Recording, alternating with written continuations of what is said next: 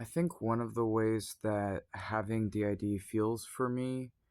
So before I knew I had DID, before I knew what that was, before I'd ever heard about that, when I was becoming consciously aware of my headmates and alters, we were more just saying that we were demonically possessed because we didn't know about DID, and we just knew that we had all these like demons and angels and other things talking to us nonstop every day.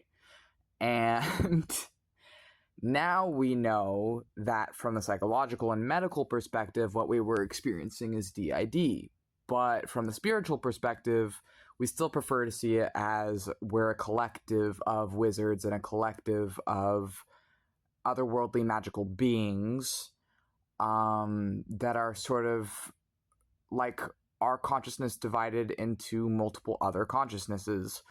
And I feel like it's really, really hard to express that or explain that to people who haven't experienced that before. But one of the ways I think that I might be able to explain what it's like to singlets is when you're dreaming.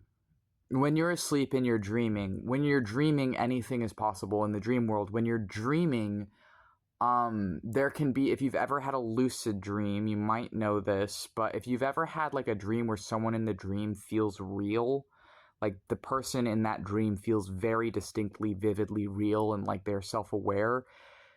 So having DID is kind of like if those people who feel very real in the dreams are constantly around you when you're not asleep.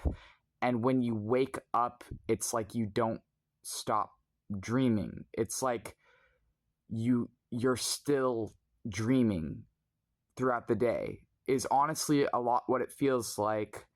And it kind of feels like nothing is real. And like your mind is sort of shattered, and you know it's shattered, and you may even know who shattered it and why it's shattered, possibly. But you can't, like, there's all these different fragmented versions of yourself, and you're trying to make sense of the chaos. And I feel like for me, I can't afford medical help. I can't really afford a lot of the help I need. I'm trying to connect myself with resources and other things. I know what I need. I need help with transportation. I need a social worker, other things. I'm already on SSI for my autism and other things, but I feel like how singlets could maybe imagine it is like if you had to share a room with like 30 other people, but they're kind of your siblings or family members, but some of them are also kind of like lovers or married, and they're kind of all married to you. They're sort of your family members, and they're sort of married to you, and they're also sort of like otherworldly clones of you, except they can do things you can't do, and they have access to memories and other parts of you that you don't have access to. And it sort of feels like if you were dreaming all the time with no off switch. I would say that's kind of what it feels like for me, is like a never-ending dream. Very strongly, I feel that way. And I think, unfortunately, a lot of people hear that and then they think of like schizophrenia, but actually a lot of the stereotypes and myths of schizophrenia are not even about schizophrenia. Like the whole, oh, I took my meds and then my family disappeared.